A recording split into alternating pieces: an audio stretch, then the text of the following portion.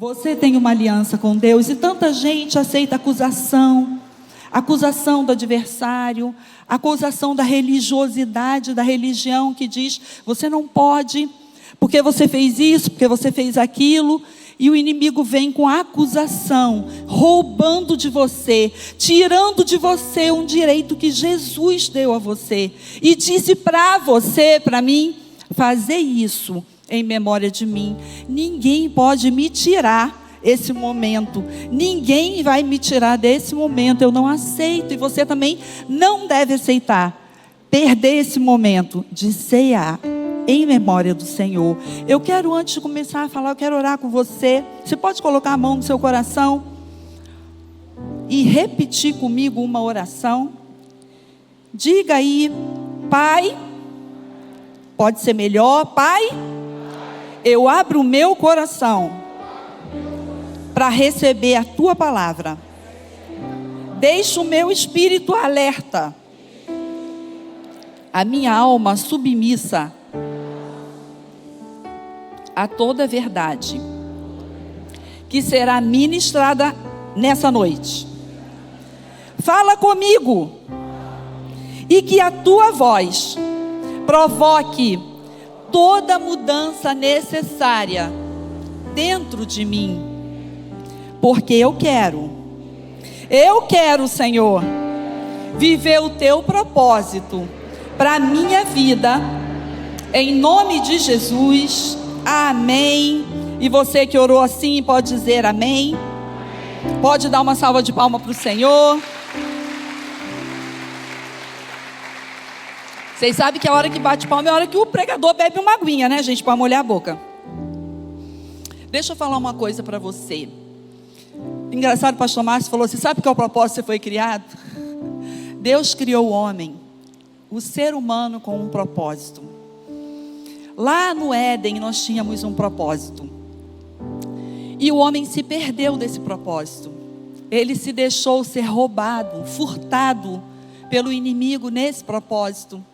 E sabe, quando a gente tem uma coisa que ela tem um propósito, eu sempre gosto de trazer assim uma analogia para ser de mais fácil entendimento o que eu quero dizer.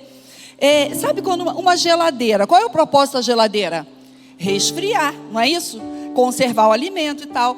Mas e se o motor estiver ruim e ela tiver, já aconteceu isso na minha casa, de repente a geladeira começa a esquentar.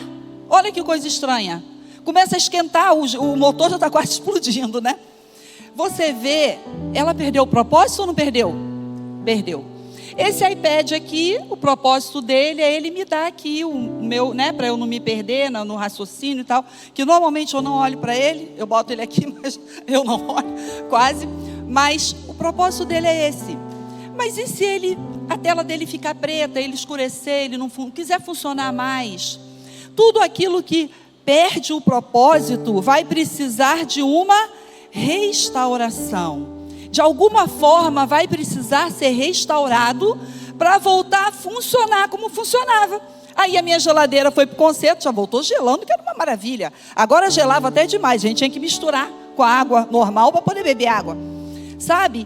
Então, quando a coisa não está funcionando dentro do propósito, quando o homem perdeu o propósito dele, qual era o propósito dele? Deus coloca o homem no jardim e diz para ele, olha, crescei, multiplicai, fecundai, né? Enche a terra, cuida da terra, dá nome, né?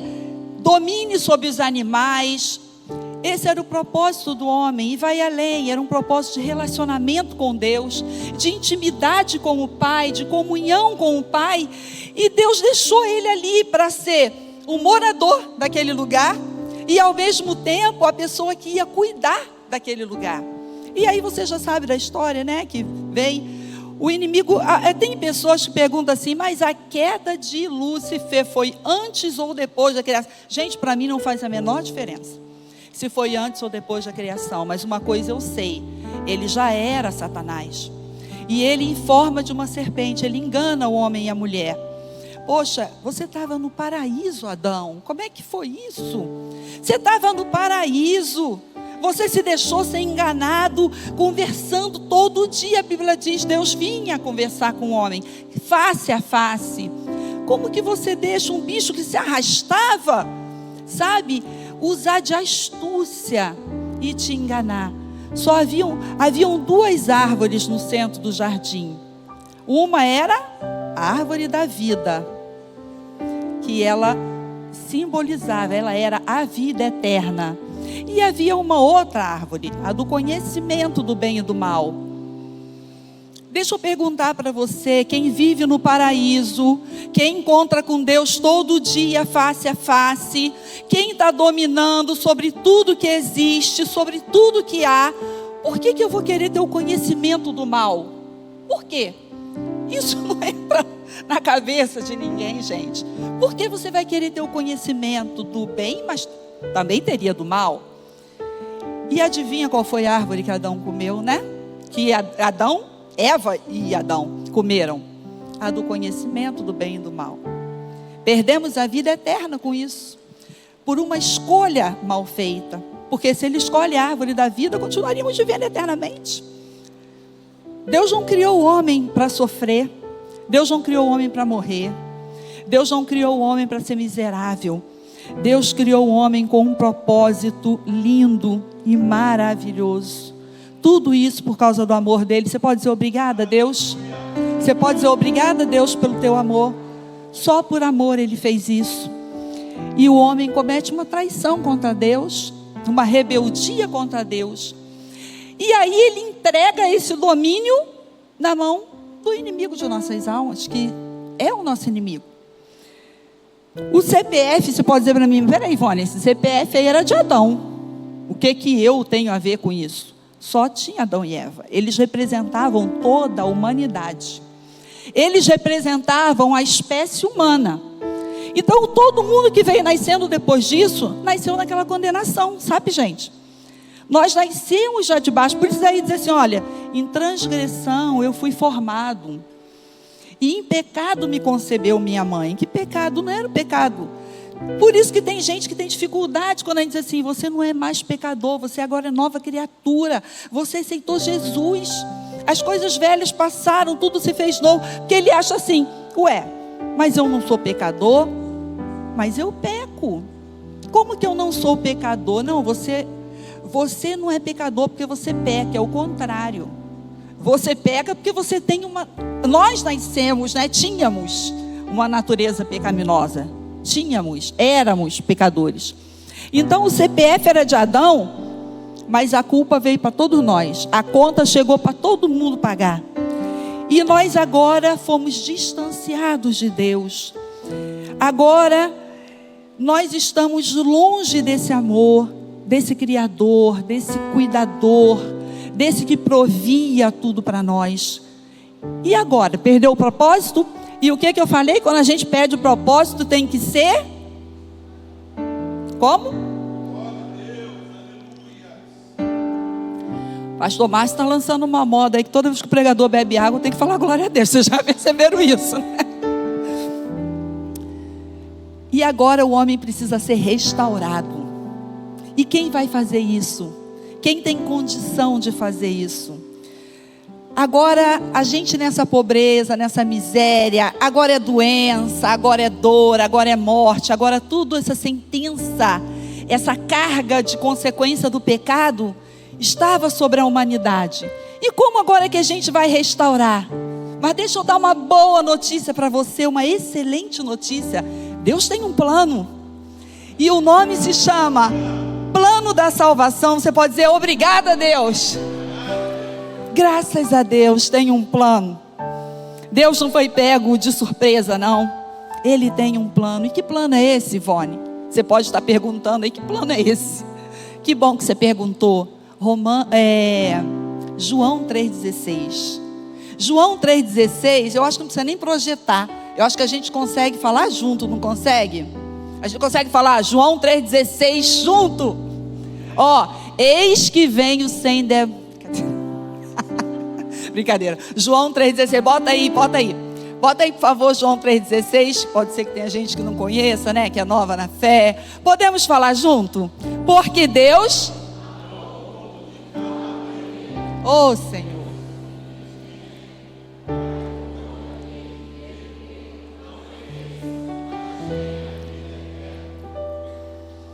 Você pode dizer aleluia? Eu esperava que quando você acabasse de falar, você aplaudisse ao Senhor, você dissesse glória a Deus, porque Ele nos amou de tal maneira, que Ele deu o único Filho dEle.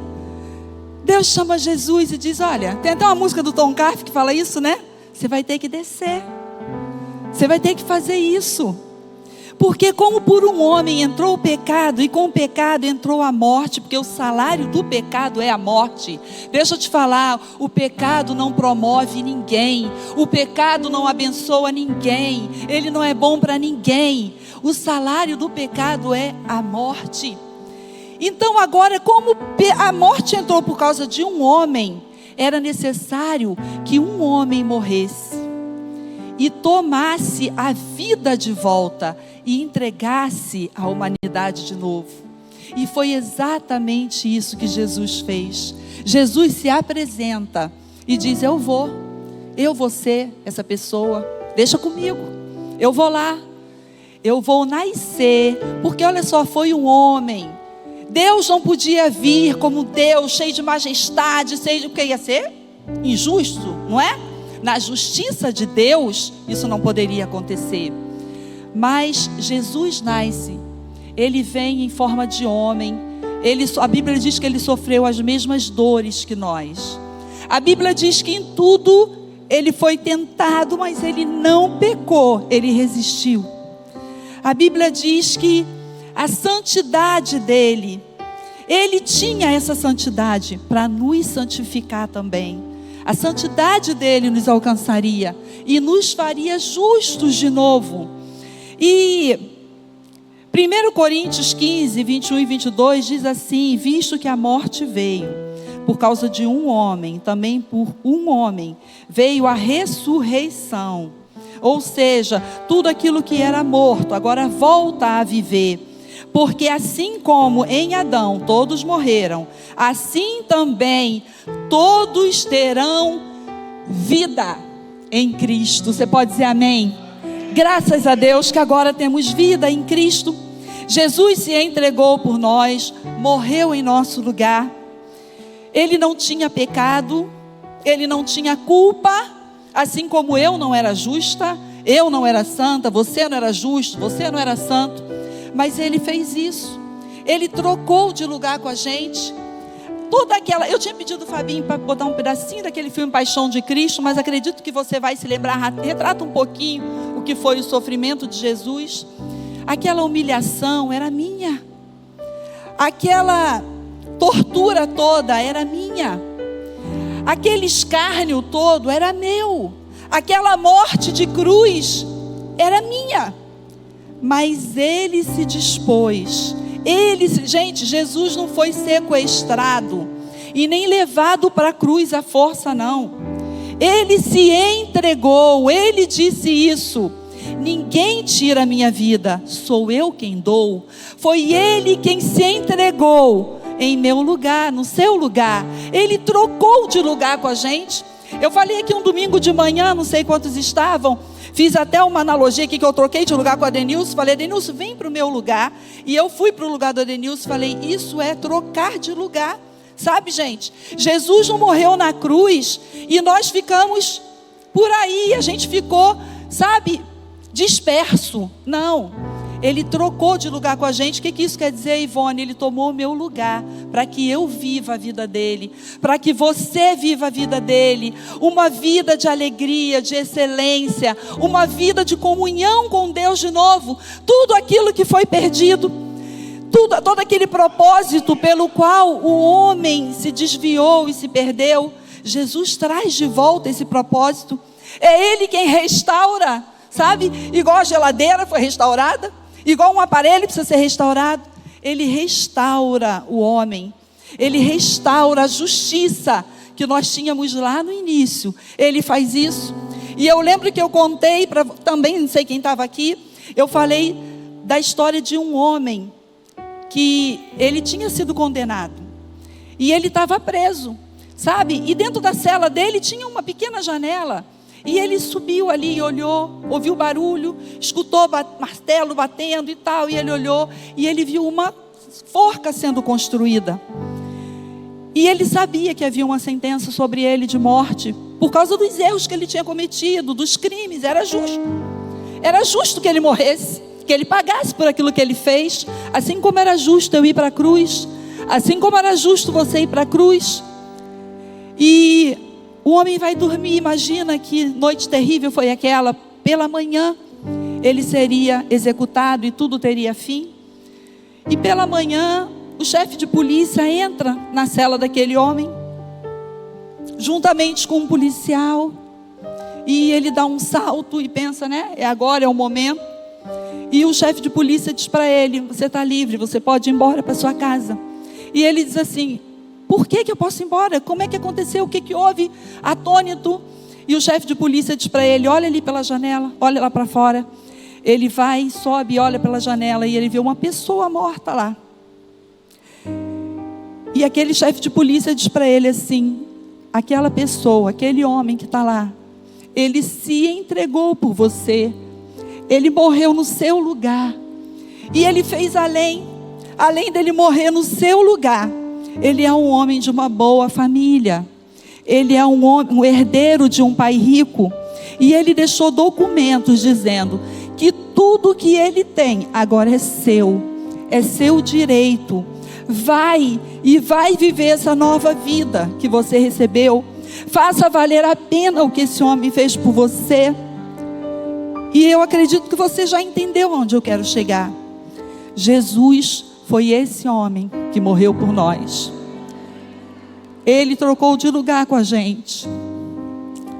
E ele fez muito mais do que trocar de lugar. Ele nos permitiu viver a vida que é a vida dele.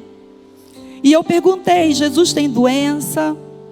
Jesus é miserável? Nunca foi. Nunca teve enfermidade. Essa é a vida que Jesus quer para você. Uma vida de excelência. E todo aquele sacrifício que ele fez na cruz, ele agora diz para a gente: fazer em memória de mim. Se lembrem disso. Se lembrem desse momento, até que eu volte. O Pete vai cantar uma música para a gente. Se você sabe, você canta também. Feche seus olhos, canta essa música. Eu estou em tua presença, e te adorar. Que amor é esse? E te amar.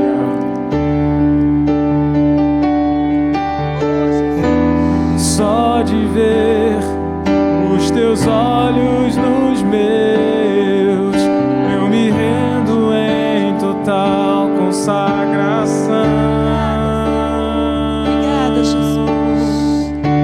Se você sabe, pode cantar. Que amor é esse?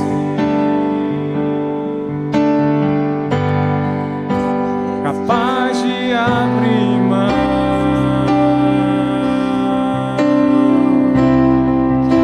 do bem mais precioso que alguém pode ter, o seu próprio filho. Por nós, e ele entregou. Que amor é esse? Que amor é esse, Senhor? Que amor é esse? Que nós não podemos entender, nem explicar. Só podemos receber pela fé esse amor. Oh, recebe pela fé esse amor. Que nada te condene, que nada te condene, que nada te impeça, que nada te separe desse amor, que nada te afaste da mesa do Senhor nessa noite, que nada te afaste da mesa do Pai. Oh, não há amor igual, não há amor igual, não há outro amor como esse, que nos leva de volta ao Pai, que nos leva de volta para Deus, que me transforma e que me faz incomparável amor. Não tem amor igual a esse, não existe, nunca houve, nunca haverá um amor como Deus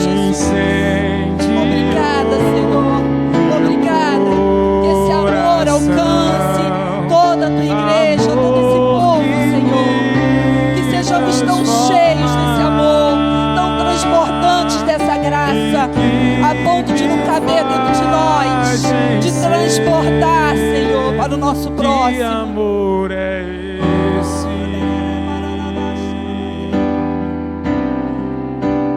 Que amor é esse?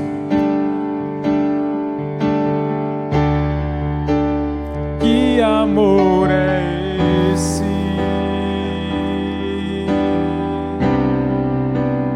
Que amor é Aleluia, esse? aleluia, aleluia, aleluia. Ele morreu por nós. Ele morreu por mim, Ele morreu por você. Você pode dizer amém? Mas ao terceiro dia, Ele ressuscitou, cheio de glória, de majestade, de honra. Não há, nunca houve e nunca haverá um reino como o reino de Deus.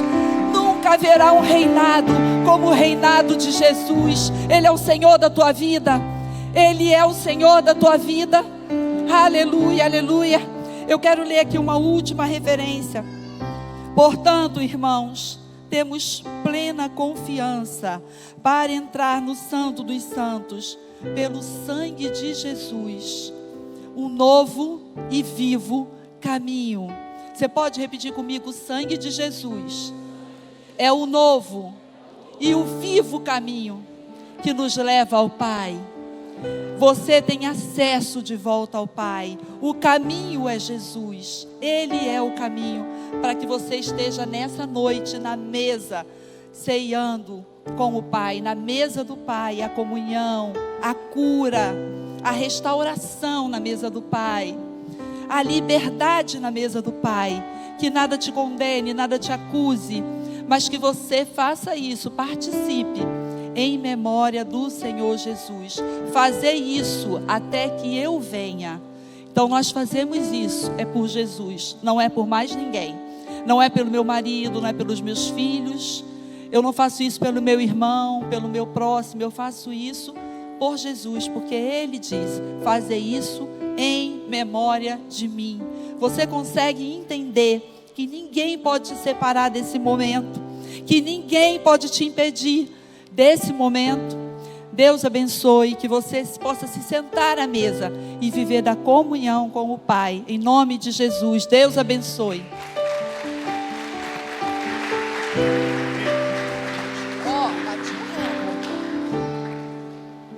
Feche os teus olhos. Aleluia. Você não está à mesa diante de uma pessoa que não tem poder. Você não está à mesa diante de uma pessoa que está morta. Você está à mesa. E eu queria que você fosse agora levado pela sua imaginação. Você sentado à mesa da sua cozinha, você sentado à mesa da sua sala. Hoje é domingo, a gente tem o hábito de estar à mesa com a nossa família, com os nossos filhos, recebendo quem já tem netos. Imagine você está à mesa e diante de você está aquele que deu a vida por você e que ressuscitou e que está diante de você dizendo: eu sou a ressurreição e a vida. Eu sou a ressurreição e a vida. E aquele que de mim se alimenta, e aquele que de mim come, eu sou o pão vivo. E diante de você está aí o pão. Pegue o pão. Na antiga aliança ele era representado pelo maná. Continue com seus olhos fechados. E a Bíblia diz que enquanto o povo precisava de comida, não faltou, nunca alimento faltou à mesa dos israelitas. E aí na nova aliança Jesus declara: eu sou, em João, o pão da vida. Aquele que de mim se alimenta terá vida, e a vida abundante, a vida eterna. Por isso que Ivone disse aqui, olha, todas as vezes que a gente pega o pão, todas as vezes que a gente pega o cálice, a gente precisa trazer à nossa memória que hoje você não é mais o primeiro Adão. Hoje você é filho de Deus. Romanos diz no capítulo 5 que você foi restaurado por Jesus Cristo, o segundo Adão. E o segundo Adão te deu vida abundante. O segundo Adão morreu no seu lugar. O segundo Adão deu a vida dele para que você agora trocasse de lugar com ele e tivesse a vida eterna. Essa vida já é tua. Essa herança já é tua. Esse direito já é teu. Pai, no nome de Jesus, nós queremos render graças, porque Tu és o pão que nos alimenta, Tu és a vida que nos sustenta. O Evangelho de Jesus Cristo é um marco que tem todo o poder, que tem toda a autoridade, e nós queremos nesta noite mais uma vez renovar contigo a aliança que temos, a aliança de filhos. E à mesa estamos e queremos nos alimentar de Ti. Como você estava com seus discípulos, nós estamos aqui sentados para Te glorificar, para Te agradecer, para Te exaltar, para comer pela fé e declarar que somos filhos amados, somos altamente favorecidos, somos plenamente abençoados, somos herdeiros e co-herdeiros com Cristo. Vivemos um novo marco, porque você tomou o nosso lugar, e nós estamos debaixo da sua poderosa mão, da sua poderosa bênção, da sua vida abundante. Comamos pela fé, em o nome de Jesus, igreja.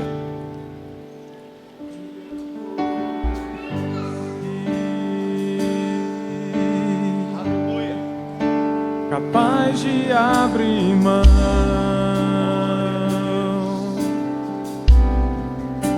do bem mais precioso que alguém pode ter, o seu próprio filho.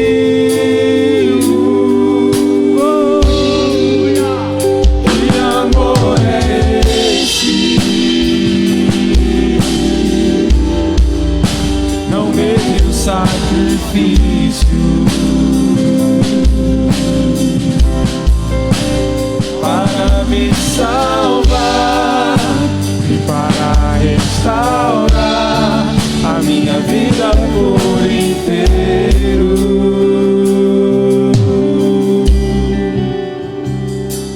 Por semelhante modo, depois ele também pegou o cálice e disse: esse cálice é a nova aliança no meu sangue. Quando você e eu nos tornamos filhos de Deus, justiça de Deus, a Bíblia diz que sobre nós, o Pai, quando olha, Ele vê Jesus, Ele vê o sangue, Ele vê a graça. Por isso que em Romanos capítulo 8, versículo 1 diz: portanto agora, nenhuma condenação há mais para aqueles que estão em Cristo. Aleluia. Jesus, que não andam mais segundo a visão do passado, do primeiro Adão, mas vivem a vida plena e abundante do segundo Adão, que trocou de lugar conosco e nos deu o direito de nos declarar santo, justos, irrepreensíveis, aleluia, sacerdotes reais, povo exclusivo de Deus. Portanto, pela fé, rompa aí esse lacre e creia que o sangue de Jesus Cristo já te purificou de toda a condenação, de todo pecado, de toda a iniquidade. Pai, nós te louvamos pelo valor que há no teu sangue. O teu sangue nos comprou, o teu sangue nos lavou, o teu sangue, Senhor, nos resgatou. E nós te louvamos, Pai, porque sem derramamento de sangue não haveria remissão dos nossos pecados. Mas você se deu por amor a cada um de nós, e através desse sangue precioso temos a vida abundante. Através desse sangue precioso temos a nova natureza de Cristo Jesus. Através desse sangue precioso recebemos de volta aquilo que o nosso primeiro pai perdeu: a vida eterna, a ressurreição e a vida eterna. E nós celebramos nesta noite mais uma vez, Senhor, sabendo que um dia estaremos para sempre com o nosso amado, com o nosso Senhor Jesus. Fique de pé, querido, rompa esse lacre e beba pela fé, em o nome de Jesus. Incomparável